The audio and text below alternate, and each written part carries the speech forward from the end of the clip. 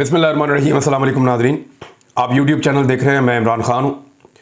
उर्दू की एक कहावत है कि खोदा पहाड़ और निकला चूहा। बार बार फ़ॉरेन फंडिंग का जिक्र किया गया, बार बार ममनुआ फंडिंग का जिक्र किया गया और पता नहीं पाकिस्तान तहरीक इंसाफ के साथ क्या होने जा रहा है। बल्कि हमारा एक जियो टीवी है, उसके ऊपर तो ख़बरें ऐसे चल रही थी कि तमाम दफातर सील हो जाएंगे। पाकिस्तान तहरीक इंसाफ के तमाम जितने MNAs हैं वो नाअहल हो जाएंगे। पार्टी की क़यादत जो है वो हमेशा के लिए नाअहल हो जाएगी। पार्टी की रजिस्ट्रेशन ख़त्म हो जाएगी और पाकिस्तान तहरीक इंसाफ नाम की कोई चीज़ न थी, न रहेगी। और इस तरह की कोई कानूनी चीज़ें बयान की जा रही थी। मुख्तलिफ़ लोगों की मुख्तलिफ़ ख्वाहिशात थी और उन ख्वाहिशात को ख़बर बनाकर पेश किया जा रहा था। एक पॉलिटिकल पार्टी को जब आप अवाम में शिकस्त नहीं दे सकते तो आपके पास आखिरी हल ये रहता है कि आप तकनीकी बुनियादों के ऊपर कानून की चीज़ों का सहारा लेते हुए चीज़ों को तोड़ मरोड़ के पेश करें और उनका रास्ता टेक्निकल बुनियादों के ऊपर बंद कर दें, बजाय इसके कि आप पब्लिक में जाकर उनके खिलाफ वोट लें या उनके खिलाफ राय आमा को हमवार करें। मिसाल के तौर पे तहरीक इंसाफ के साथ हुआ क्या, ये केस की तफसीलात मैं आपको बताने वाला हूँ। तहरीक इंसाफ के साथ ये हुआ कि ताकतवर हल्कों को ये पसंद नहीं आ रहे थे, ख़ास तौर पे इमरान खान साहब, और वो हल्के पाकिस्तान के अंदर भी हैं और पाकिस्तान के बाहर भी हैं, जैसे अमेरिका और बाकी लोग। उन्होंने कहा निकालो इनको, उन्होंने निकाल दिया महंगाई का बहाना बनाकर। लेकिन उसके बाद इमरान खान साहब की मकबूलियत में कई गुना इजाफा हो गया और उनके मुखालिफिन जो हैं वो बिल्कुल दबते चले गए। तो कई तरीके किए गए, कभी तोशा खाना लाया गया, कभी फरागोगी लाई गई, कभी कुछ बेशुमार प्रोपेगेंडाज, बेशुमार मीडिया को खाने शाने, मीडिया के साथ जो है वो उन्होंने बैठ के मीटिंग्स की। अब मीडिया वाले खुद बताना शुरू हो गए हैं। सना बुच्चा साहिबा ने बताया कि सहाफ़ियों को बुलाकर अफ्तारी के ऊपर कहा जा रहा है कि अब घड़ी के ऊपर ये कर दो, फलां चीज़ के ऊपर। तो जब कुछ भी नहीं हो पाया तो फाइनली फिर ये किया गया कि अब क्योंकि अवाम मान नहीं रही और अवाम के अंदर इस पॉलिटिकल पार्टी का तासुर नीचे नहीं जा रहा, लिहाजा किया कुछ और जाए और टेक्निकल बुनियादों पर इनको काबू किया जाए। तो पिछले महीने एक फैसला महफूज किया गया था इलेक्शन कमीशन ऑफ पाकिस्तान में। आज वो फैसला सुना दिया गया है। 68 सफ़ों का ये फैसला है। इस फैसले के अंदर कुछ चीज़ें बड़ी अहम हैं, वो मैं आपको बता देता हूं। एक तो इन्होंने कहा जी कि ममनुआ फंडिंग हुई है पाकिस्तान तहरीक इंसाफ की और 13 अकाउंट्स के ऊपर उंगली उठाई है इलेक्शन कमीशन ऑफ पाकिस्तान ने कि ये 13 अकाउंट हैं जो पाकिस्तान तहरीक इंसाफ ने डिक्लेयर नहीं किए थे। फिर उसके बाद उन्होंने कहा जी कि जो बाहर से कंपनियों से फंडिंग आई है, उन्होंने नाम भी लिए चीफ इलेक्शन कमिश्नर ने, वो जो कंपनियों से फंडिंग आई है वो फंडिंग ममनुआ है और उसको क्यों ना पैसे को जब्त कर लिया जाए या ले लिया जाए पाकिस्तान तहरीक इंसाफ से। तो इस पे एक शोकाज नोटिस जारी किया गया है। साथ ये सारे सबूत भी लगाए गए हैं। एक भारतीय निजाद अमरीकी खातून है, उन्होंने एक फंड किया था $13,000 का, उसके ऊपर भी सवाल उठाया गया है। मुख्तलिफ कंपनी से जो फंड आए हैं उन पे भी सवाल उठाया गया है और LLC के ऊपर भी सवाल उठाया गया है। ये LLC क्या होती है? ये होती है लिमिटेड लायबिलिटी कंपनी। मैं आपको बताऊंगा ये क्या होता है। उन्होंने कहा जी ये सारी चीज़ें जो है ममनुआ फंडिंग के ज़ुमरे में आती हैं। पाकिस्तान में इलेक्शन कमीशन का एक कानून बना हुआ और साथ में एक चीज़ और की जो बहुत इंपॉर्टेंट है कि इसको खबर को पहले तो ऐसे पेश किया गया कि इमरान खान का जो बयान हल्फी जमा करवाया गया था इलेक्शन कमीशन ऑफ पाकिस्तान में, वो गलत करार दे दिया है। उसको गलत करार दे दिया, यानी इमरान खान साहब इसे पोर्ट्रे ये किया जा रहा है कि सादिक और अमीन नहीं रहे, क्योंकि उन्होंने एक बयान हल्फी जमा करवाया, वो बयान हल्फी गलत करार दे दिया गया, लिहाजा सादिक और अमीन नहीं रहे। ये पोर्ट्रे किया जा रहा है इस सारे मामले के अंदर। तो अब मैं आपको बताता हूं कि एक्चुअली खबर है क्या। देखिए, अमेरिका के अंदर जब आप फंडिंग इकट्ठी करते हैं ना, अमेरिका एक ऐसा मुल्क है जहां से पाकिस्तान तहरीक इंसाफ को बहुत फंड्स आते हैं और भी मुल्कों में आते हैं। 9/11 के बाद, यानी जब वर्ल्ड ट्रेड सेंटर के ऊपर आगे वो तैयारे लगे थे, उसके बाद अमेरिका ने कवानीन को बहुत तेजी से बदला। दुनिया में भी कवानीन बदले, फैटफ के कवानीन भी बने। तो वहां पे अमेरिका में ये किया गया कि आप फंडिंग इकट्ठी नहीं कर सकते किसी भी पार्टी के लिए या किसी भी NGO के लिए या किसी भी मकसद के लिए, जब तक कि आप वहां पे एक अपने आप को रजिस्टर्ड नहीं कर लेते कंपनी की सूरत में। मिसाल के तौर पे फॉरेन एजेंट रजिस्ट्रेशन एक्ट, इसको फारा कहते हैं, FARA। ये अमेरिका ने बनाया था।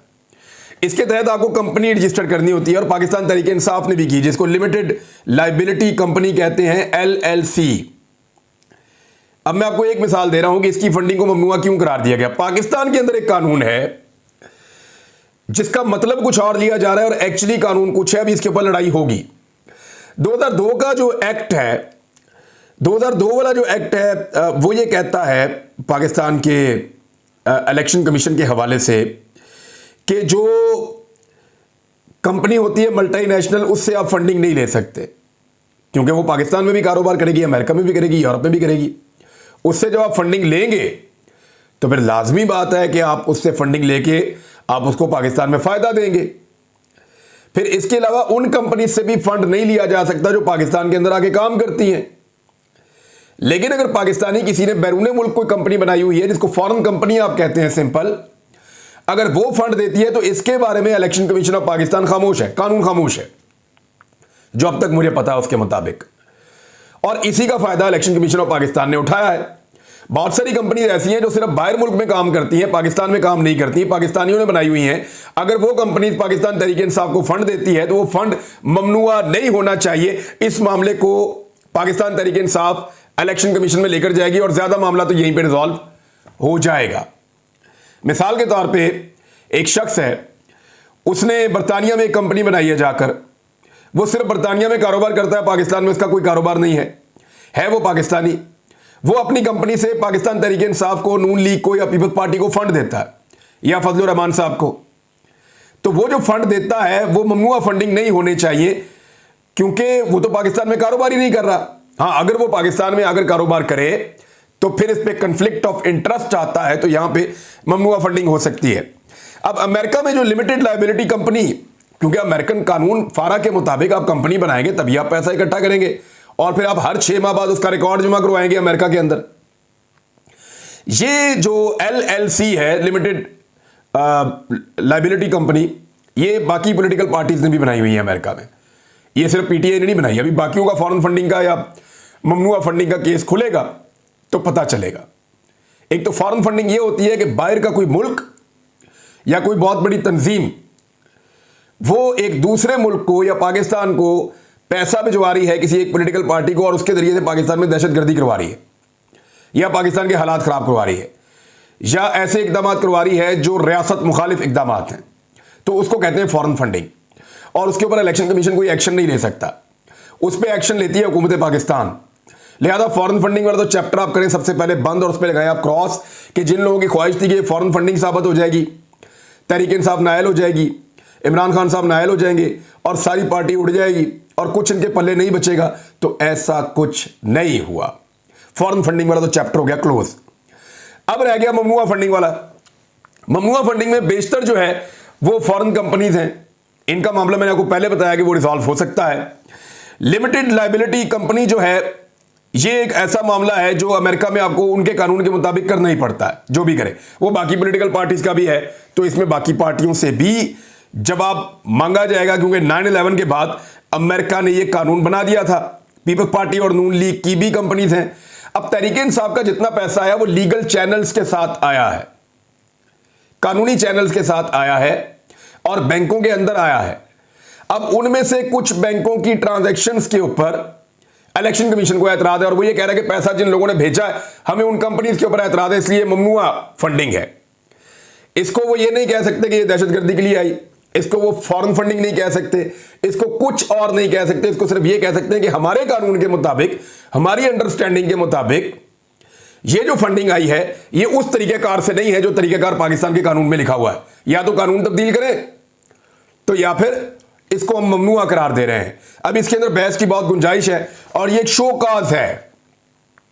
तहरीक इंसाफ को एक शो काज जमा करवाया गया है, तो इलेक्शन कमीशन ये चैलेंज करेगी पाकिस्तान तहरीक इंसाफ, और पाकिस्तान तहरीक इंसाफ ने फैसला किया है कि वो इसको चैलेंज करेंगे और इसको जो है वो अदालत में भी जाएंगे और शोकाज का जवाब भी देंगे और इसके हर पहलू के ऊपर बात करेंगे। इलेक्शन कमीशन ऑफ पाकिस्तान ने पाकिस्तान तहरीक इंसाफ का केस मजबूत कर दिया है। उन्होंने कई जगह से हद से तजावज़ किया है। यानी इसकी खबर ये बनाई गई कि इमरान खान साहब का बयान हल्फी गलत करार दे दिया इलेक्शन कमीशन ऑफ पाकिस्तान ने। एक तो सुप्रीम कोर्ट ऑफ पाकिस्तान के फैसले के मुताबिक किसी भी बयान हल्फी को, यह अनवर मंसूर साहब ने बताया, किसी भी बयान हल्फी को या सर्टिफिकेट को गलत करार नहीं दे सकता इलेक्शन कमीशन ऑफ पाकिस्तान। यह हक सिर्फ और सिर्फ सिविल कोर्ट का है, यह सिविल कोर्ट का हक है। यह हक जो है वो इलेक्शन कमीशन ऑफ पाकिस्तान का नहीं है कि वो बयान हल्फी को गलत करार दे और वो ये कहे कि ये गलत है। और अव्वल तो ये बयान हल्फी था ही नहीं, इसको मैं आपको फिर क्लियर कर दूं कि ये बयान हल्फी नहीं था।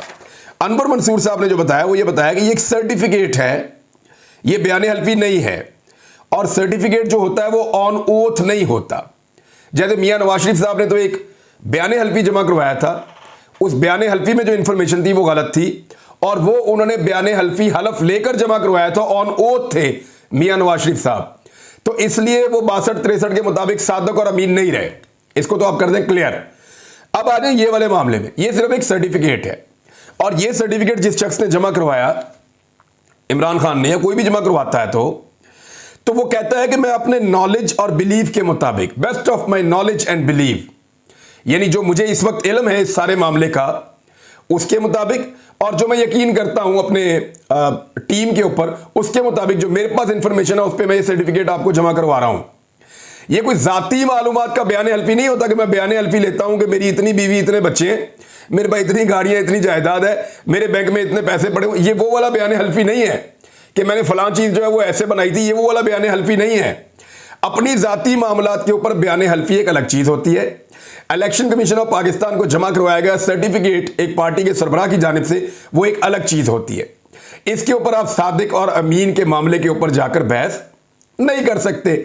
लेकिन अब ये एक चीज तो दे दी है ना इलेक्शन कमीशन ऑफ पाकिस्तान ने इमरान खान साहब को, और चीज ऐसी दी है जिसके ऊपर अब सारी पॉलिटिकल पार्टीज कहेंगी कि वो सर्टिफाइड सादिक और अमीन, अब सादिक और अमीन नहीं रहा। इलेक्शन कमीशन ऑफ पाकिस्तान ने उसको झूठा करार दे दिया है। अब ये कहा जाएगा बार बार ये कहा जाएगा और इसका प्रोपेगेंडा किया जाएगा और इस प्रोपेगेंडा के जरिए खेलने की कोशिश की जाएगी, लेकिन फायदा कोई नहीं होगा क्योंकि इनको अदालत के अंदर ले जाकर 1 मिनट में उड़ाया जा सकता है और ये कोई ऐसी चीज है ही नहीं।